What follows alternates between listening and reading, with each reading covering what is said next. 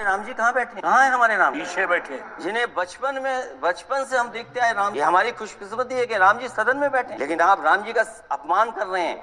आपको उनको यहाँ नहीं बैठा सकते, आपको यहाँ बैठाना चाहिए नंबर 2 पर। अगर आप सच्चे मायने में सभापति महोदय बीपी राम जी, आप कृपया देखिए वित्त मंत्री राम जी को नहीं जानती हैं। अखिलेश जी, हे भगवान, हम क्या करें अब? अखिलेश जी, आप कृपया बजट पे आ जाइए। आप कृपया बजट पे आ जाइए अखिलेश जी। सभापति महोदय बजट पे आइए, बजट पे आइए।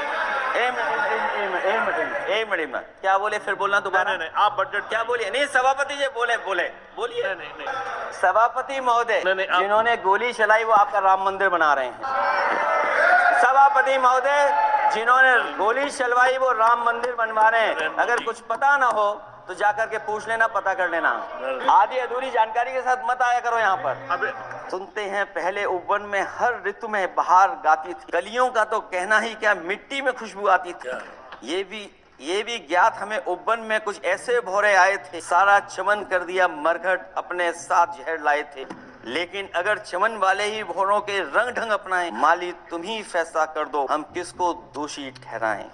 ये अपनी अपनी किस्मत है, कुछ कलियां खिलती हैं ऊपर और दूसरी मुरझा जाती हैं झुके झुके जीवन भर भूप पर। माना बदकिस्मत है लेकिन क्या वे महक नहीं सकती हैं? अगर मिले अवसर अंगारे सी क्या दहक नहीं सकती? जिस तरीके से आरक्षण पर खिलवाड़ हो रही है उसकी कोई कल्पना नहीं कर सकता। विकसित भारत तभी विकसित भारत माना जाएगा जब हमारे पिछड़े, दलित, आदिवासी, अल्पसंख्यक मुसलमान भाई को बराबर का हक मिलेगा। और जब तक हक नहीं मिल रहा उनको, तब तक शायद विकसित भारत का देखने का सपना आधा अधूरा है। सभापति महोदय, यही शेर अगर बीजेपी को पढ़ना होता तो बीजेपी कैसे पढ़? अगर यही शेर बीजेपी को पढ़ना पड़ता तो वो पढ़ते कि हमको मालूम है स्वर्ग की सच्चाई, लेकिन दिल को बहलाने के गाले ये ख्याल की जगह सोच। सभापति महोदय, यही फर्क है, सबका साथ सबका विकास। सभापति महोदय, बोलने से पहले मैं जब बजट को देख रहा था और अक्सर सरकार को पिछले कई सालों से चलता हुआ मैं देख रहा हूँ, मैं कहना चाहता हूँ क्यों झूठे ख्यालों में दिन रात करें, जो बनाते हैं हवा में बातों के महल, आओ उनसे कुछ जमीनी बात करें।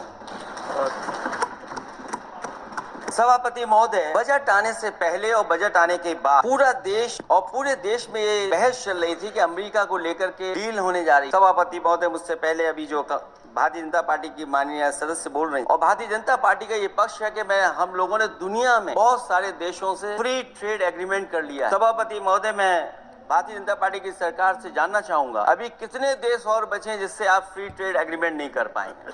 कुछ ऐसे भी देश बचे होंगे शायद जिनसे आपकी इच्छा होगी कि हम फ्री ट्रेड एग्रीमेंट कर लें। और सभापति महोदय, का फ्री ट्रेड एग्रीमेंट हो भी जाते, जो लोग कभी रुपए के बारे में बहुत चिंता करते, कभी कभी उम्र से, कभी कभी दूसरे लोगों की उससे जोड़ देते, इतने सब फ्री ट्रेड एग्रीमेंट होने के बाद और अमेरिका से डील नहीं ढील हुई है, उसके बाद हमारा रुपया कहां पहुंचेगा? और अगर यही डील होनी थी तो 11 महीने इंतजार क्यों कराया? अगर यही डील होनी थी सभापति महोदय तो 11 महीने किस बात का इंतजार था? हमारे कारोबारियों को या हमारे जितने भी उद्योग से जुड़े लोग उनके साथ ये परेशानी क्यों? बजट पर सबसे पहला सवाल यही है कि डील पहले बनी है बजट, और बजट का हलवा यहाँ ज्यादा बटा के वहां।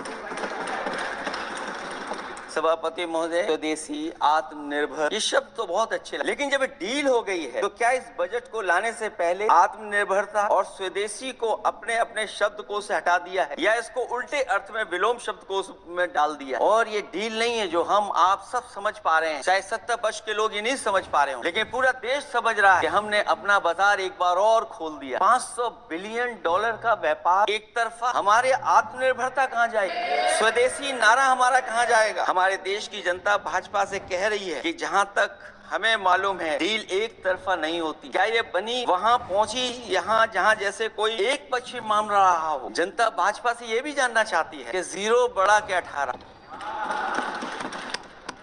सभापति महोदय, भाजपा का समझौता गणित क्या ये है कि 18 0 के बराबर है? क्या 18 हमारा 0 के बराबर है? देश के किसानों, दुकानों, उद्योगों को बचाने के लिए खोखले शब्दों के अलावा भाजपा के पास कोई और सुरक्षा कवच या संरक्षण योजना है कि नहीं है? इसलिए मैं सभापति महोदय कहना चाहता हूँ, ये बजट दिशाहीन है। इस बजट में कोई विजन नहीं है कि 2047 तक हमारा देश विकसित भारत बन जाएगा। और हम जैसे लोगों को, समाजवादियों को तो उस सरकार से पहले ही उम्मीद नहीं, और जिस सरकार से उम्मीद न हो उसकी बजट से क्या उम्मीद हो।